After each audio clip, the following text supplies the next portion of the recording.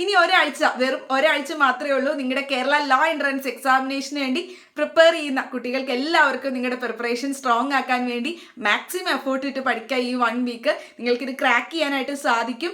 നിങ്ങൾ എപ്പോഴും ഈ ഒരു റിസൾട്ടിനെ കുറിച്ച് ബോധേഡാവാതെ, ഒരുപാട് കുട്ടികൾ മെസ്സേജ് ചോദിക്കുന്നുണ്ടായിരുന്നു, ചേച്ചി എത്ര റാങ്ക് കിട്ടിയാലാണ് ഗവൺമെന്റ് ലോ കോളേജിൽ കിട്ടുക, അല്ലെങ്കിൽ എത്ര മാർക്ക് വേണം എന്നൊക്കെ.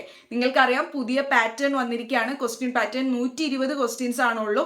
അപ്പോൾ എല്ലാവരും അറിഞ്ഞു എന്ന് വിചാരിക്കുന്നു. അപ്പോൾ 120 ക്വസ്റ്റ്യൻസ് ആയതുകൊണ്ട് തന്നെ നമ്മൾക്ക് ആ ഒരു കറക്റ്റ് കട്ട് ഓഫ് എത്രയായിരിക്കും അല്ലെങ്കിൽ ടോപ്പ് മാർക്ക് എത്രയായിരിക്കും എന്ന് നമുക്കിപ്പോൾ പറയാനായിട്ട് സാധിക്കില്ല.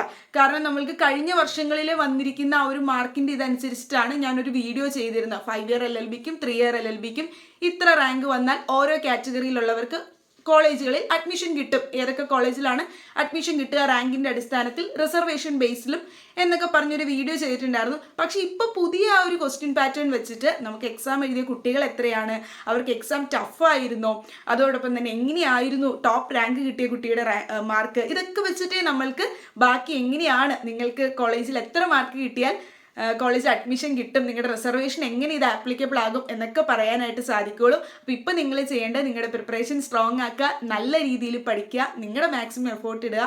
ഒരു എക്സാം കഴിഞ്ഞിട്ട് വരുമ്പോൾ നമുക്ക് തോന്നണം നമ്മൾ എന്തെങ്കിലും ഇതിലേക്ക് കൊടുത്തിരുന്നു, ഒരു സാറ്റിസ്ഫാക്ഷൻ നമുക്ക് പേഴ്സണലി കിട്ടണം. ഓക്കെ, ഞാൻ ഇതിനേക്ക് വേണ്ടി എന്തെങ്കിലും കൊടുത്തിരുന്നു, എൻ്റെ ഒരു ബെസ്റ്റ് പാർട്ട് ഇതിൽ കൊടുക്കാൻ എനിക്ക് സാധിച്ചു, അത് നിങ്ങൾ ഓർക്കണം.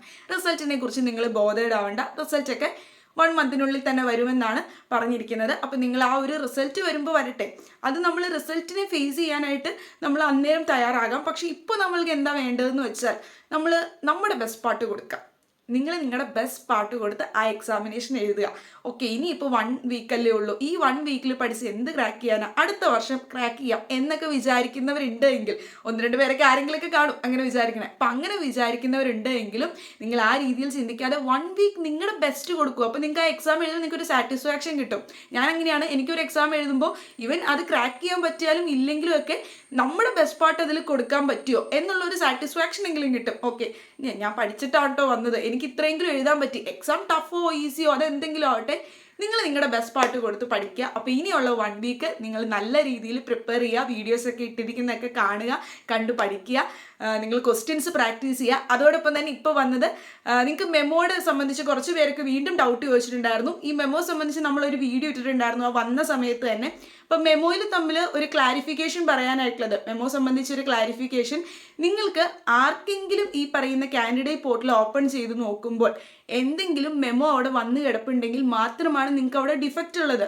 അപ്പോൾ ആ മെമ്മോ വന്നിട്ടുണ്ട് എങ്കിൽ നിങ്ങൾക്ക് എന്താണോ ആ ഡിഫക്റ്റ് മെമ്മോയിൽ പറയുന്നത് അത് നിങ്ങൾ ക്ലാരിഫൈ ചെയ്യുക. അതെന്താണെന്നുള്ളത് ഡിഫക്റ്റ് നിങ്ങൾ കറക്റ്റാക്കി അപ്ലോഡ് ചെയ്യുക, അല്ലെങ്കിൽ കറക്റ്റ് ആയിട്ടുള്ള രീതിയിൽ നിങ്ങളത് അപ്ലോഡ് ചെയ്ത് ഓക്കെ ആക്കാം.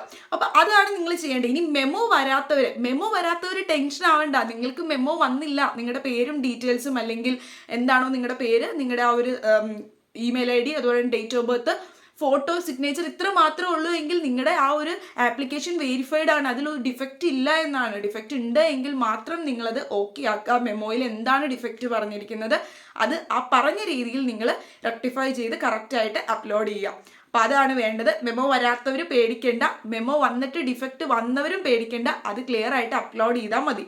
ഇനി കുറച്ച് പേർക്ക് ചോദിക്കുന്നുണ്ടായിരുന്നു നാഷണാലിറ്റി സർട്ടിഫിക്കറ്റ്, അങ്ങനെ സർട്ടിഫിക്കറ്റ് സംബന്ധമായിട്ടുള്ള രീതിയിൽ നിങ്ങൾ അപ്ലോഡ് ചെയ്തതിൽ കുറച്ച് പ്രശ്നങ്ങളുണ്ടെന്ന് നിങ്ങൾക്ക് തന്നെ അറിയാമെന്ന്. അപ്പം അതിനെന്താ ചെയ്യേണ്ടത്, അതിനെങ്ങനെയാണ് മെമ്മോ വരുന്നതെന്നൊക്കെ ചോദിച്ചിട്ടുണ്ടായിരുന്നു. നോർമലി എക്സാമിനേഷൻ കഴിഞ്ഞ് കഴിയുമ്പോൾ നിങ്ങൾ അപ്ലോഡ് ചെയ്തിട്ടുള്ള സർട്ടിഫിക്കറ്റുകൾ എന്തെങ്കിലും പ്രശ്നങ്ങൾ ഉണ്ട് എങ്കിൽ ഈ ഒരു മെമ്മോ വരാറുണ്ട്. ഒരു മെമ്മോ കുട്ടികൾക്ക് വരും, അതായത് അവരുടെ ഡിഫക്റ്റ് എന്തെങ്കിലും സർട്ടിഫിക്കറ്റുകളിൽ അപ്ലോഡ് ചെയ്തതിലുണ്ട് എന്ന് പറഞ്ഞൊരു മെമ്മോ വരാറുണ്ട്. അപ്പം നിങ്ങൾക്ക് ആ സമയത്തും കാൻഡിഡേറ്റ് പോർട്ടൽ ഓപ്പൺ ചെയ്തിട്ട് എന്താണോ നിങ്ങൾ സർട്ടിഫിക്കറ്റ് അപ്ലോഡ് ചെയ്തതിൽ പ്രശ്നം അത് നിങ്ങൾക്ക് തിരുത്തി കറക്റ്റായിട്ട് അപ്ലോഡ് ചെയ്യാൻ സാധിക്കുന്നതാണ്. അപ്പോൾ നിങ്ങൾക്ക് എക്സാം കഴിഞ്ഞതിന് ശേഷവും ഇങ്ങനെ മെമ്മോ വരും. അപ്പോൾ നിങ്ങൾ എന്ത് ചെയ്യുക, ഇടയ്ക്കിടയ്ക്ക് എക്സാം കഴിഞ്ഞതിന് ശേഷം ഈ കാൻഡിഡേറ്റ് പോർട്ടൽ ചെക്ക് ചെയ്ത് നോക്കുക. ഇപ്പോൾ കറൻ്റ്ലി നിങ്ങൾക്ക് വന്നിരിക്കുന്ന ഡിഫക്റ്റ് എന്താണോ അത് നിങ്ങൾ ക്ലിയർ ചെയ്തിട്ട് അപ്ലോഡ് ചെയ്യുക. എക്സാമിനേഷൻ പ്രിപ്പയർ ചെയ്യുക. ആ എക്സാമിനേഷൻ പ്രിപ്പയർ ചെയ്യുന്നതിൽ മാത്രം ഇപ്പം നിങ്ങൾ കോൺസെൻട്രേറ്റ് ചെയ്യുക. അല്ലാതെ ഇനി ഡിഫക്റ്റ് വരുമോ, അയ്യോ ഇനി എനിക്കത് തിരുത്താൻ പറ്റുമോ, ഇത്ര ഓർത്തൊന്നും നിങ്ങൾ ടെൻഷൻ അടിക്കേണ്ട. ഇപ്പം പറഞ്ഞിരിക്കുന്നത് ചെയ്യുക. അതോടൊപ്പം തന്നെ എക്സാമിനേഷൻ പ്രിപ്പറേഷൻ സ്ട്രോങ് ആക്കുക, നല്ല രീതിയിൽ പഠിക്കുക, പിന്നത്തേക്കാക്കാന്ന് പറഞ്ഞ് വെച്ചിരിക്കാതെ നിങ്ങൾ ഇപ്പം തന്നെ പഠിച്ച് ഇപ്പം തന്നെ സ്റ്റാർട്ട് ചെയ്ത് നോക്കുക. എക്സാം നിങ്ങൾക്ക് ക്രാക്ക് ചെയ്യാൻ പറ്റും. അതോടൊപ്പം തന്നെ നിങ്ങൾ ക്വസ്റ്റ്യൻസ് കൂടുതൽ പ്രാക്ടീസ് ചെയ്യുക. അപ്പോൾ ഞാൻ അതിന് വേണ്ടിയിട്ട് ഒരു മോക്ക് ടെസ്റ്റ് എന്ന് പറഞ്ഞു, നിങ്ങൾക്ക് ഒരു മോക്ക് ടെസ്റ്റ് കണ്ടക്ട് ചെയ്യാനായിട്ട്, നിങ്ങൾ പലരും മോക്ക് ടെസ്റ്റ് ഒക്കെ എഴുതിയിട്ടുള്ളവരായിരിക്കും.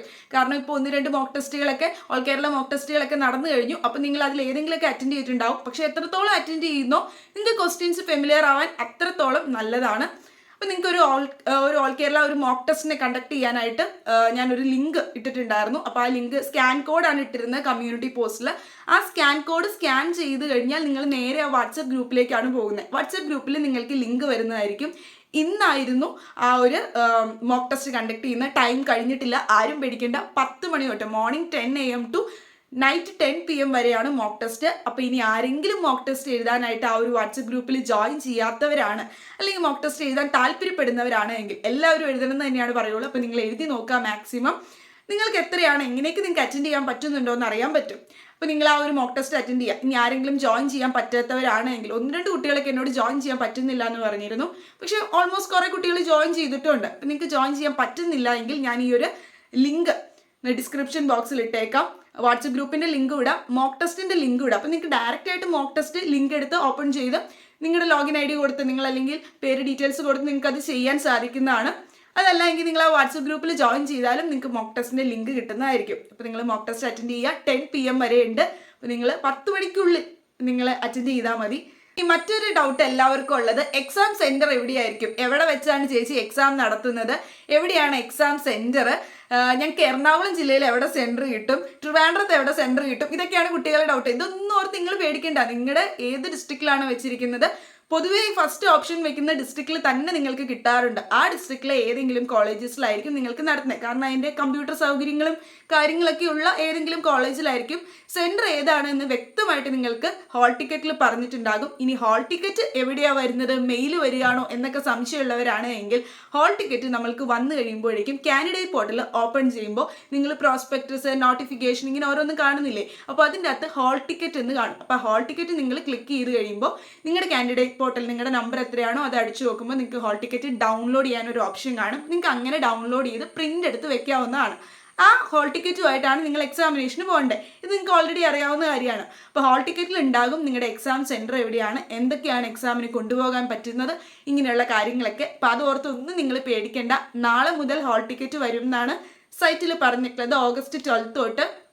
അപ്പോൾ നാളെ തന്നെ വരുമെന്ന് നമുക്ക് എക്സ്പെക്ട് ചെയ്യാം. അപ്പോൾ നാളെ വന്നു കഴിയുമ്പോഴേക്കും ഞാൻ എന്തായാലും നിങ്ങളെ അപ്ഡേറ്റ് ചെയ്യുന്നതായിരിക്കും. അപ്പോൾ നിങ്ങൾക്ക് ഹാൾ ടിക്കറ്റ് ഡൗൺലോഡ് ചെയ്യാൻ സാധിക്കുന്നതാണ്.